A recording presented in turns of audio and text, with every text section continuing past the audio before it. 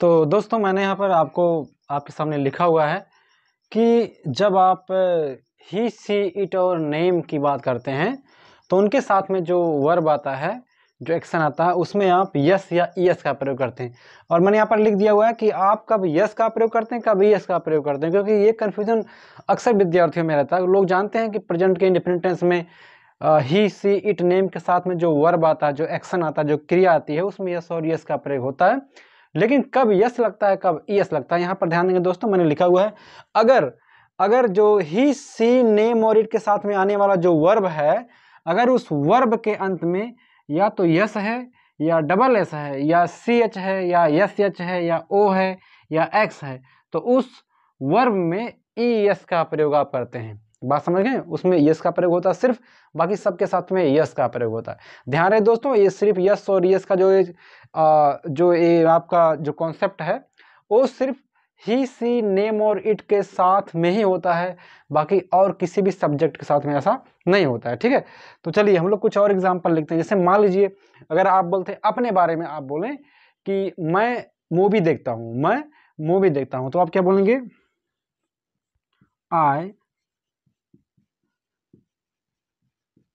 I watch movie. ठीक है, अगर वहीं पर आप ही के बारे में बोलते हैं कि वह मूवी देखता है, क्या बोलेंगे? ही।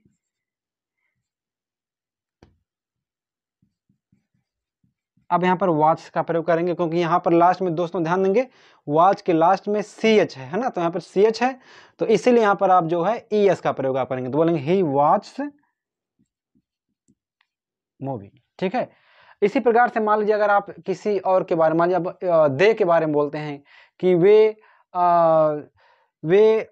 अपना काम करते हैं, मान लीजिए बोलना वे अपना काम करते हैं, तो क्या बोलेंगे? They do. वे करते हैं अपना काम, तो दे का क्या हो जाएगा? Their work. ठीक है, तो बोलेंगे दे डू दियर वर्क, वे अपना काम करते हैं। ठीक है, इसी प्रकार से मान लीजिए आप बोलते हैं सी के बारे में, कोई लड़की है सी, ठीक, उसके बारे में बोलते हैं कि वह प्रतिदिन ब्रेकफास्ट बनाती है, वह नाश्ता बनाती है। ठीक है, वह डेली नाश्ता बनाती है। अब बात करें सी की, अब नाश्ता बनाना क्या बोलेंगे? मेक्स बोल सकते हैं दोस्तों, ध्यान देंगे, मेक्स बोल सकते हैं या कुक्स बोल सकते हैं। ठीक है, या प्रिपेयर बोल सकते हैं, कुछ भी आप बोल सकते हैं इनमें से। तो सी मेक्स ब्रेकफास्ट डेली, वह रोज नाश्ता बनाती है, तो सी मेक्स ब्रेकफास्ट डेली। ठीक है, ध्यान देंगे दोस्तों, यहाँ पर लोग ब्रेकफास्ट बोलते हैं बट इसको ब्रेकफास्ट बोलते हैं। ठीक है, इसका जो उच्चारण होता है, जो प्रोनाउंसिएशन होता है, ब्रेकफास्ट होता है, ना कि ब्रेकफास्ट। ठीक है, तो इस प्रकार से आप बोलते हैं। मान लीजिए अगर आप कोई नाम है, कोई नाम की बात करते हैं, मान लीजिए कोई व्यक्ति है, उसका नाम है अरुण। ठीक है, आपको बोलना है कि अरुण अपने माता पिता का सम्मान करता है, अरुण अपने माता पिता का सम्मान करते हैं, बोलेंगे अरुण। अब माता पिता का सम्मान करना क्या बोलेंगे? आप नियम समझ चुके हैं, पहले सब्जेक्ट है, इसके बाद एक्शन है, रिस्पेक्ट। ठीक है, अब अरुण एक नाम है, नाम होने के नाते यहाँ पर रिस्पेक्ट में एस लगाएंगे, तो अरुण रिस्पेक्ट्स उसका अपना, तो his parents, Arun respects his parents, Arun अपने माता पिता का सम्मान करता है। ठीक है, इसी प्रकार से मान लेते हैं अगर आप बोलते हैं कि भारत और पाकिस्तान क्रिकेट खेलते हैं, भारत एंड पाकिस्तान, तो क्या बोलेंगे? इंडिया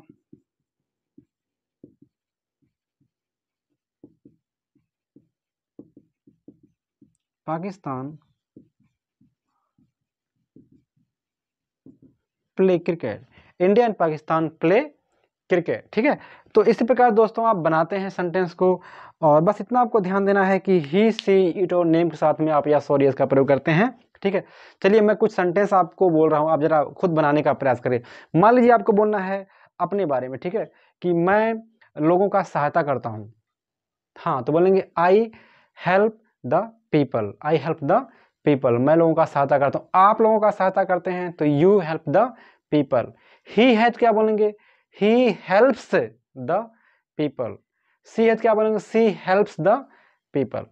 ठीक है, इसी प्रकार से अगर आप बोलते हैं कि रमेश ज़रूरतमंद लोगों का सहायता करता है, तो Ramesh helps the needy person. ठीक है, Ramesh helps the needy person. Needy person मतलब होता है ज़रूरतमंद लोग, नीडी, NEEDY। ठीक है, इसी प्रकार दोस्तों जैसे आप कोई थर्ड पर्सन के बारे में बोलें, जैसे मान लीजिए वे, ठीक है, वे आपका थर्ड पर्सन ही है, हालांकि नेम भी आपके थर्ड पर्सन ही होते हैं।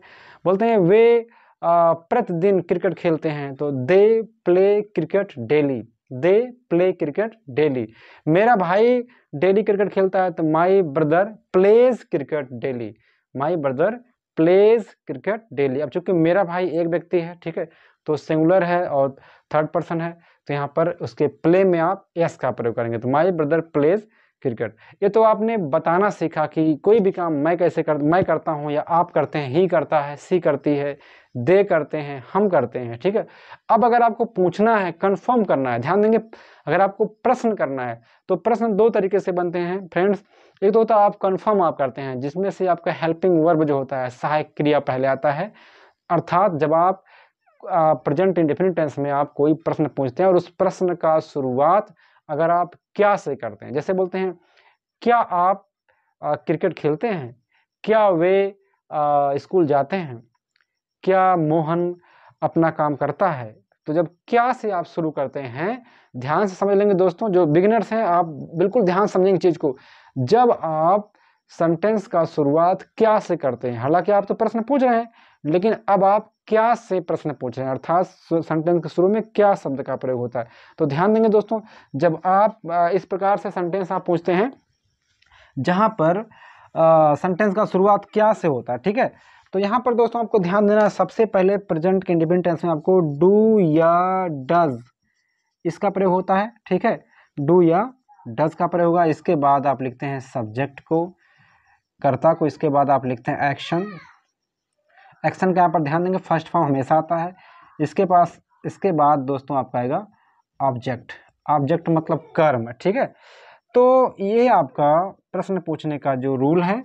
ठीक है, कभी डू कभी डज। अब ध्यान दें किसके साथ में डू आता है, किसके साथ में डज आता है, अर्थात किस सब्जेक्ट के साथ डू, किस सब्जेक्ट के साथ में डज आता है। पहले मैं आपको लिख के देता हूं दोस्तों, ध्यान देंगे आई के साथ में, वी के साथ में या दे के साथ में, आई वी दे। ठीक है, या कौन आ गया यू, इनके साथ में क्या आता है डू, अर्थात जब इनके बारे में हम प्रश्न पूछते हैं, आई वी दे यू, इनके बारे में जब प्रश्न पूछेंगे सबसे पहले क्या आएगा, नियम के अनुसार डू पहले आ जाएगा। अब ही, सी या नेम या इट, अगर हम इन सब्जेक्ट के बारे में पूछते हैं कोई प्रश्न, क्या से पूछते हैं, तो उनका वहाँ सबसे पहले आएगा डज, क्योंकि आपने देखा यहाँ नियम में सबसे पहले डू या डज ही आता है।